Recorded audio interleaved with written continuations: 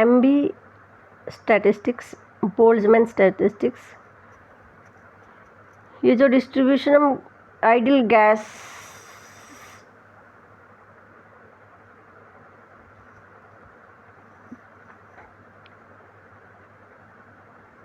MB statistics applicable on gaseous system. Let us consider a system having perfect ideal gas.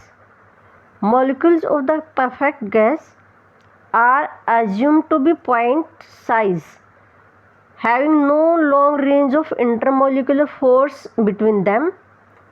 The particle may continuously collide with each other as well as with the walls of the containing vessel. In MB statistics, the distribution of energy, momentum and velocity among the particle of such a system can be studied statistically. कि कौन सा particle क्या energy contain करेगा, momentum का क्या distribution होगा और velocity का क्या डिस्ट्रीब्यूशन होगा या फिर स्पीड का क्या डिस्ट्रीब्यूशन होगा. तो जो एम्बी स्टैटिस्टिक्स है उसके लिए जो बेसिक अजम्पशन थी, फर्स्ट है the available volume of phase space cell can be small as we desire और even can approach to zero.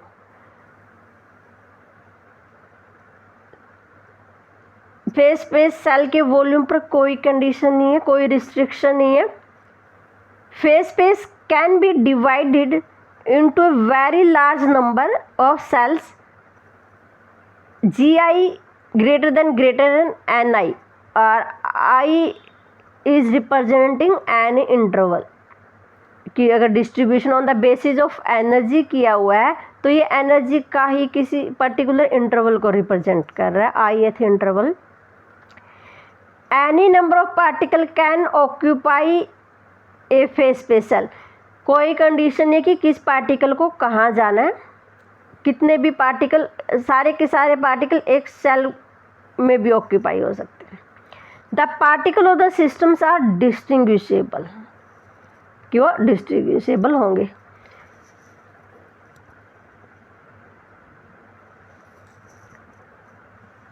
In classical physics जो पार्टिकल हैं वो पॉइंट मास के हैं. सो अगर पार्टिकल पॉइंट मास के तो उनको हाउस करने के लिए ज़्यादा वॉल्यूम की रिक्वायरमेंट नहीं. तो जो सेल का वॉल्यूम है हम वो भी जीरो की कह सकते हैं कि इतना स्मॉल है कि वो जीरो को अप्रोच करे, कि कितना भी छोटा ले सकते हैं. The phase space cell which is required to house a particle can also assume to have available volume as small as we desire, even we can say it approach to zero. तो अगर volume कितना भी वो कर सकते हैं, कितनी भी नंबर ऑफ सेल्स होंगी, कम ज़्यादा कर सकते हैं सेल्स, नंबर ऑफ सेल्स को. आइडेंटिकल बट जो पार्टिकल है, अगर जैसे किसी पर्टिकुलर नाइट्रोजन गैस के बिहेवियर को हम स्टडी करें अकॉर्डिंग टू एनर्जी डिस्ट्रीब्यूशन क्या होगा, तो जो नाइट्रोजन गैस के मॉलिक्यूल्स है जिनको हमने पार्टिकल कहा है वो क्या होंगे, आइडेंटिकल होंगे, पर हम उनको डिस्टिंग्विशेबल कह रहे हैं.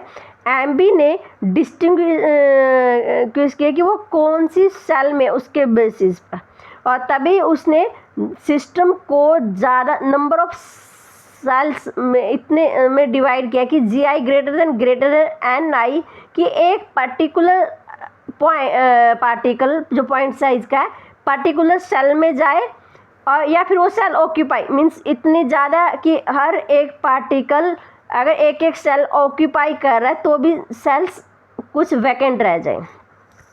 तो GI ग्रेटर देन NI होगा एम्बी स्टैटिस्टिक्स में. अब एम्बी स्टैटिस्टिक्स डिस्ट्रीब्यूशन को हम स्टडी करेंगे. Let us consider a system having perfect gas having energy U, system की जो टोटल एनर्जी है, और N total number of molecules. The particle जो परफेक्ट गैस जो कि पार्टिकल्स हैं वो don't have long range order forces, so intermolecular interaction among the molecules is negligible. They will free to move.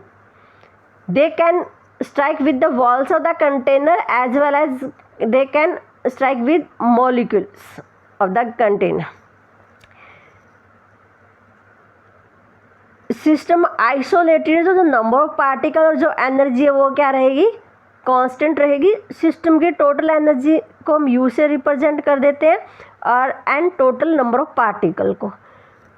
We can divide the energy into K interval where K is very large in such a way that the mean energy of each interval is mean energy of the particle in each interval is u1, u2, u3 and uk respectively. अगर particle के interval में लाई कर रहा है तो you के हो जाएगी उसकी एवरेज एनर्जी, फर्स्ट में कर रहा है तो u1 हो जाएगी. और जो पार्टिकल का डिस्ट्रीब्यूशन है इन सच वे कि जो बेसिक अप्रोच है कि टोटल एनर्जी कांस्टेंट रहेगी, total number of particle constant रहेंगे. तो U is equal to summation I की वैल्यू 1 to k NiUi और N is equal to summation I की value 1 to k Ni. U constant है तो इसका डेरिवेटिव du इक्वल टू 0 हो जाएगा. N कांस्टेंट है तो इसका dN इक्वल टू 0 हो जाएगा. फर्स्ट इक्वेशन को dn जो उसको हमने अल्फा से मल्टीप्लाई कर दिया और जो du सेकेंड इक्वेशन है उसको हमने बीटा से मल्टीप्लाई कर दिया. यहाँ पे हमने फोर्थ और थर्ड इक्वेशन से रिप्रेजेंट किया और दोनों को कंबाइन कर दिया. Alpha plus dni plus beta ui dni is equal to 0. Summation i की वैल्यू 1 to k. अल्फा और बीटा क्या है, कांस्टेंट है. To distribute N number of particle in K interval, तो ये एक सिमिलर इंटरवल है जब हमने लास्ट फर्स्ट यूनिट में किया था कि N number of particle unequal size के कंपार्टमेंट्स में डिवाइडेड है, तो उसको हमने फर्दर सेल्स के अंदर डिवाइड कर दिया था कि यहाँ पर n नंबर ऑफ पार्टिकल के कंपार्टमेंट्स में डिवाइडेड है और जो कंपार्टमेंट है are further divided in cells. G1 first interval में है, G2 कॉरस्पॉन्ड टू सेकेंड और G3 correspond to third, so on. तो जो थर्मोडायनेमिकल प्रोबेबिलिटी होगी सच सिस्टम क्या होगी, n फैक्टोरियल पाई आई की value 1 to k GI power ni divide by ni factorial. ये थर्मोडायनेमिकल प्रोबेबिलिटी होगी फॉर पर्टिकुलर डिस्ट्रीब्यूशन. ये हम पहले कैलकुलेट कर चुके हैं फर्स्ट यूनिट में. टेकिंग लॉग बोथ साइड, इसको फर्दर सिंप्लीफाई करने के हम दोनों साइड लॉग ले लेंगे तो राइट हैंड साइड हो जाएगी ln फैक्टोरियल प्लस जो प्रोडक्ट है पाई वो सम में कन्वर्ट हो जाएगा लॉग लेने के बाद. I की value 1 to k ni ln gi, जो पावर में थे वो प्रोडक्ट में आ जाएंगे, माइनस जो डिनोमिनेटर में है वो माइनस में आ जाएंगे. ln समेशन I की value 1 to k ln ni factorial. अब जो लोग जहाँ पे फैक्टोरियल टर्म है वहाँ पे हम स्टेरलिंग फार्मूला अप्लाई करेंगे उसको और भी सिंप्लीफाई करने के लिए ताकि उसको सॉल्व करना और इजी हो. तो राइट हैंड साइड में फर्स्ट और जो लास्ट है वहाँ पे स्टेरलिंग फार्मूला अप्लाई कर दिया. n ln माइनस n और जो लास्ट में है वहाँ पे भी ni ln ni minus ni simplify किया. तो जो लास्ट पार्ट है समेशन ni वो n के इक्वल हो गया, n से n कैंसिल हो गया. तो इक्वेशन आ गई equation 7 ln w is equal to n ln n plus summation I की value 1 to k ni ln gi minus summation I की value 1 to k ni dot ln ni, दोनों side differentiate करेंगे तो ln w most probable state को represent करा तो इसका derivative 0 हो गया। राइट हैंड साइड में जो फर्स्ट पार्ट है n वो कांस्टेंट है तो उसका डेरिवेटिव 0 हो जाएगा।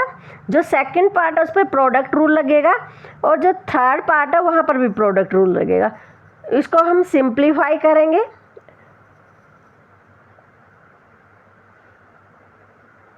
तो जो ये सिंप्लीफिकेशन के बाद जो राइट हैंड साइड का जो लास्ट पार्ट है समेशन आई की वैल्यू 1 to k dni ये इक्वल टू 0 है। ऑलरेडी हम इसको प्रूफ कर चुके हैं इक्वेशन थर्ड में dni equal to 0।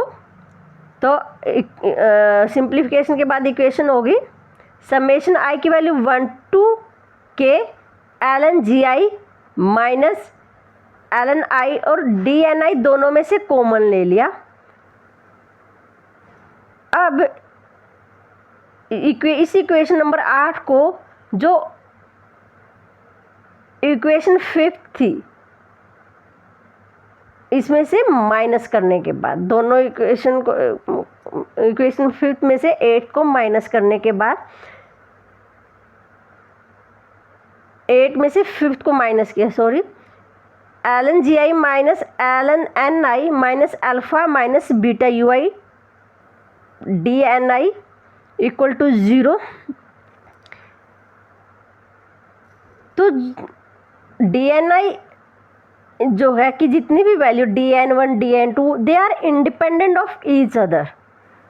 The above equation is valid only. तो जो dni can not be 0 sum of dn तो जो प्रोडक्ट इसका जो कोएफिशिएंट है इट मस्ट बी 0 तभी ये 0 के इक्वल होगी। So ln gi minus ln ni minus alpha minus beta ui is equal to 0। ln gi by ni equal to alpha plus beta ui। Alpha minus beta ui को right hand side ले गए anti log ले लिया और simplify किया तो ni equal to आ गई gi exponential minus alpha x into में एक्सपोनेंशियल माइनस बीटा ui। ये डिस्ट्रीब्यूशन शो कर रहा है इन ith सेल में पार्ट। अल्फा और बीटा कांस्टेंट है जो पर्टिकुलर कंडीशन अप्लाई करके हम उसको सॉल्व कर सकते हैं, उसकी वैल्यू को आइडेंटिफाई निकाल सकते हैं। जो बीटा ui है वो पार्टीशन फैक्टर है। Beta ui is called the Boltzmann factor और समेशन आई की value 1 to k beta ui is called the partition function. अब ये जो डिस्ट्रीब्यूशन है इसके लिए हमें ई अल्फा और ई बीटा ui की वैल्यू निकालेंगे।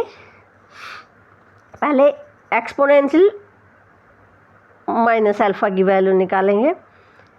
इसके लिए np नंबर ऑफ पार्टिकल या number of molecules per unit momentum interval ले लिए।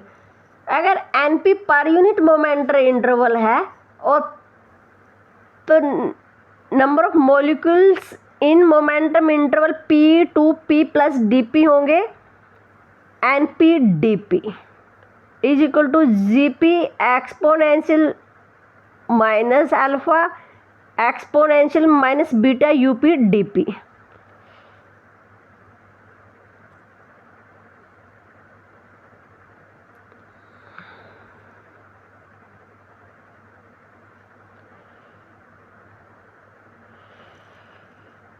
जहाँ पे यूपी क्या है kinetic energy of molecules having momentum p. क्योंकि यहाँ जो परफेक्ट गैस के मॉलिक्यूल्स है वो फ्रीली मूव कर रहे हैं तो उनकी पोटेंशियल एनर्जी क्या होगी 0 होगी। वो किसी तरह का फोर्स एक्सपीरियंस नहीं कर रहे तो टोटल एनर्जी वो किस फॉर्म में होगी काइनेटिक एनर्जी की फॉर्म में होगी। तो U P is the kinetic energy of the molecules having momentum P और यूपी को हम इन टर्म्स ऑफ मोमेंटम लिख सकते हैं U P is equal to P square by 2m जहाँ पे m mass of the molecules है mass of particles. np dp is equal to gp exponential minus alpha exponential minus beta U P को p square by 2m लिख दिया into dp।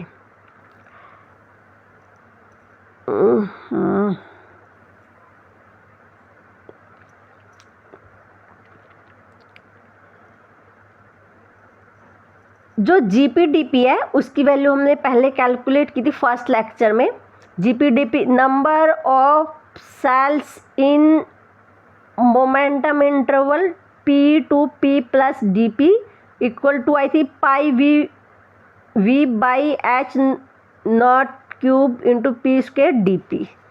We volume in position space, H not cube volume available volume of cells in phase space. तो ये GPDP की value equation 11 में रख दी।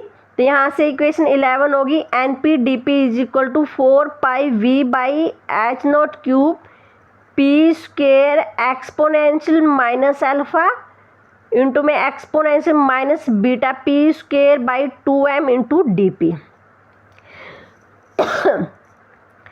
If Pm be the maximum value of momentum, then total number of molecules होंगे 0 to Pm।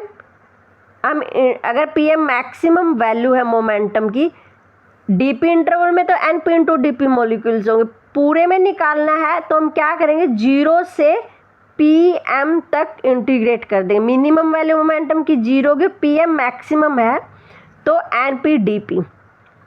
अब 0 to Pm के बजाय 0 to infinity ले लिया, क्योंकि Pm के बाद कोई मॉलिक्यूल एग्जिस्ट नहीं कर रहा। अगर हम उसको इंटीग्रेशन में ले भी रहे हैं तो भी उसका क्या आएगा, 0 आएगा, क्योंकि Pm मैक्सिमम मोमेंटम की वैल्यू है जो वो मॉलिक्यूल ऑक्यूपाई करेंगे। तो 0 टू इन्फिनिटी np dp, सिर्फ 0 टू इन्फिनिटी लिया, उसको कोई इफेक्ट नहीं डालना, इक्वेशन को सोल्व करना ईजी होगा। तो यहाँ से टोटल नंबर ऑफ मॉलिक्यूल्स हो गए n is equal to 0 to infinity np dp। np dp की वैल्यू रख देंगे और जो इंडिपेंडेंट टर्म्स हैं इन रिस्पेक्ट ऑफ मोमेंटम उनको हमने बाहर ले लिया। और 0 to infinity p square exponential beta minus beta P square by 2m into D p. यहाँ पे स्टैंडर्ड इंटीग्रल का यूज़ किया क्योंकि ये इक्वेशन इसके साथ रिजेंबल हो रही है। जो इक्वेशन 13 का इंटीग्रल पार्ट है वो इस इक्वेशन के साथ रिजेंबल, तो इसका स्टैंडर्ड इंटीग्रेशन ये आया और इसकी वैल्यू को हम यहाँ रख देंगे। आफ्टर सिंप्लीफिकेशन ये वैल्यू आ गई n is equal to V by h naught cube into exponential minus alpha into 2 pi m by beta की पावर 3/2। तो यहाँ पे एक्सपोनेंशियल माइनस अल्फा की वैल्यू आ गई, इसको हम ऊपर इस इक्वेशन में रख देंगे, जहाँ से यहाँ इस इक्वेशन 11 में रख दिया। अब क्या, माइनस अल्फा की वैल्यू आ गया, बीटा की निकाल लेंगे, इक्वेशन में रख दिया। अब ऐसा करने के बाद एन पी डी पी की वैल्यू होगी 4 pi n into beta by 2 pi m की power 3/2 P square into exponential minus beta P square by 2m D P. P square is 2mu। अब बीटा की वैल्यू निकालने के लिए इसको हम एनर्जी की टर्म में कन्वर्ट कर, एनर्जी की फॉर्म में कन्वर्ट कर, एनर्जी का एक्सप्रेशन बना लेंगे। डेरिवेटिव किया 2p dp 2m du, dp की वैल्यू आ गई m du p, और p को लिख सकते हैं in terms of energy square root of 2mu। Simplification के बाद आ गया square root of m/2u into du। अब जहाँ पर p है dp है वहाँ हम ये एनर्जी की वैल्यू रखेंगे। तो हमारा जो expression in terms of energy आ गया, means number of particle in u to u plus du energy interval हो जाएंगे nu du is equal to 4 pi n beta 2 pi m की पावर 3/2 पी स्क्वायर की जगह 2mu exponential minus beta u dp की value रख देंगे square root m/2u into du। इसको simplify किया, ये वैल्यू आ गई। अब classically each molecules of gas have average kinetic energy is 3/2 kT।